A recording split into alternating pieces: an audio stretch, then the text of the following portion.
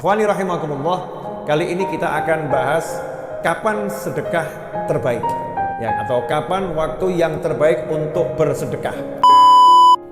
Ada orang yang mengatakan, saya nanti akan bantu kamu, tapi saya akan transfer nanti ya hari Jumat, karena dia menganggap sedekah yang terbaik adalah di hari Jumat. Oke, saya akan bantu biaya kuliah kamu, biaya rumah sakit kamu, tapi tunggu hari Kamis ya, nanti insya Allah saya transfer hari Kamis, karena dia menganggap hari yang terbaik untuk sedekah adalah hari Kamis. Atau mungkin sebagian orang mengatakan, saya akan sedekah nanti ya, saya kirim di hari Senin, karena dia menganggap sedekah yang terbaik adalah di hari Senin. Ada pula yang mengatakan, tunggu ya, besok pagi-pagi saya akan sedekah setelah sholat subuh, sedekah subuh ya, insya Allah saya akan transfer, saya kirim uangnya nanti setelah sholat subuh. Nah, sebetulnya mana ya yang terbaik? Waktu yang terbaik untuk sedekah itu kapan?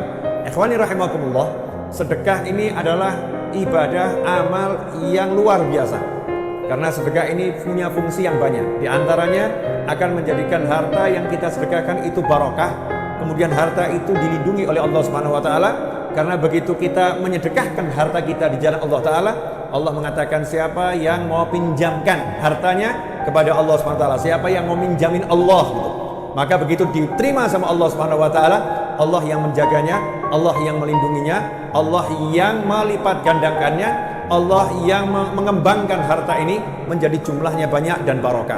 Dan luar biasanya Allah Subhanahu wa taala, Allah yang maha kaya, Allah yang maha luar biasa untuk mengambil harta kita, yang mana harta itu dari Allah Subhanahu wa taala, bukan milik kita, hanya titipan Allah. Allah menggunakan bahasa siapa yang mau meminjamkan hartanya kepada Allah taala.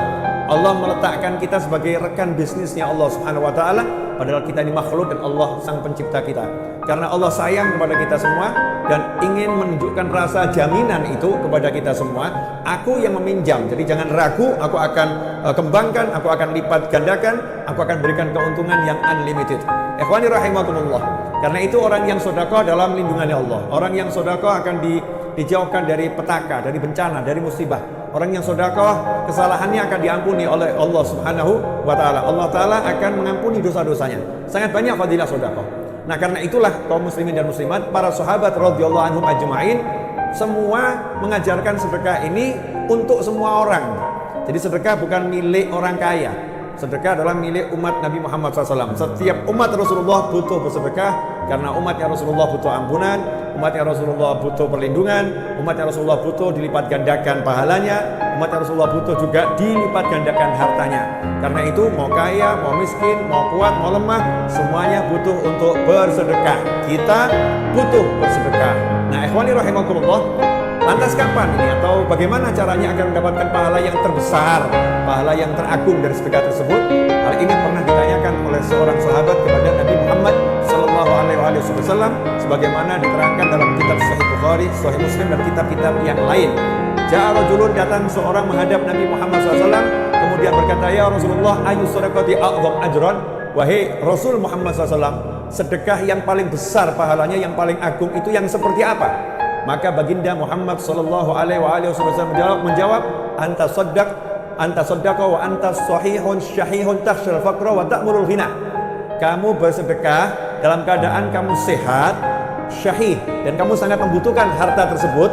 Kamu berat untuk mengeluarkannya, takhshal faqra, dan kamu khawatir akan jatuh miskin. Artinya orang ini dalam keadaan ekonomi yang pas-pasan, ya punyanya ya itu saja, sehingga berat untuk mengeluarkannya. Ya, saldonya udah minim, berat untuk mengeluarkannya, takhshal faqra. Kamu khawatir nanti kalau kamu sedekah kamu akan jatuh miskin, kamu nggak punya uang, kamu nggak punya harta. Dalam kondisi seperti itu, maka sedekahmu jadi luar biasa. Dan di saat itu pula ta'mulul ghina, kamu masih pengen punya kekayaan, kamu masih pengen menabung, kamu masih pengen punya harta yang besar. Jadi takut miskin, uangnya pas-pasan, dan lagi nabung, ya, lagi pengen punya harta yang banyak, ta'mulul ghina, punya cita-cita jadi orang yang kaya dengan hartanya itu. Sehingga berat dia mengeluarkan uangnya nih, berat ya, berat mengeluarkan uangnya. Yang seperti itu kata Nabi Muhammad SAW, itu adalah sedekah yang terbaik. Wala tumhilu hatta idza balagatil hulqum.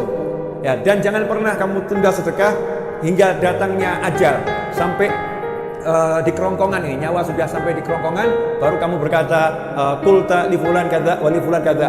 Tolong hartaku untuk fulan bagi sekian, untuk fulan bagi sekian.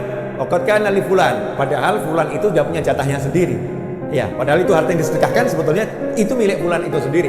Itu harta milik warisnya ya, milik yang diberi sedekah itu sendiri. Ikhwani rahimakumullah. Karena itu ya sangat salah kalau kita menunda sedekah.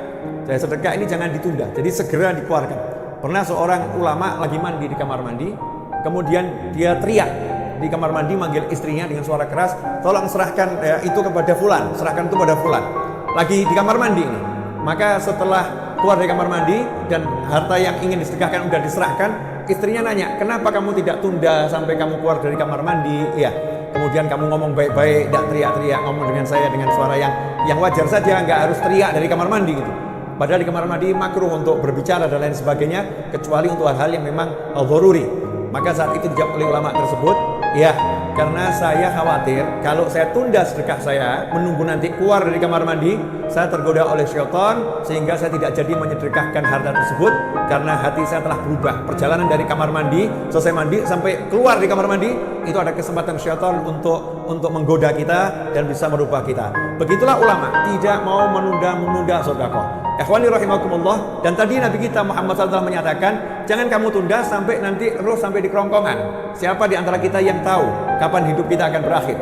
Hari ini kita ingin sedekah, mau bantu seorang, tapi karena kita melihat kemuliaan hari Jumat, kemudian kita katakan nanti ya saya sedekahnya hari Jumat. Hari Jumat ya, nanti saya akan transfer. Ikhwani rahimakumullah, ternyata hari Kamis keburu meninggal dunia sehingga dia belum bersedekah. Ya, belum bersedekah. Ikhwani rahimakumullah, jangan tunda sedekah kita. Jangan nunggu hari Jumat, jangan nunggu hari Kamis, jangan nunggu esok pagi.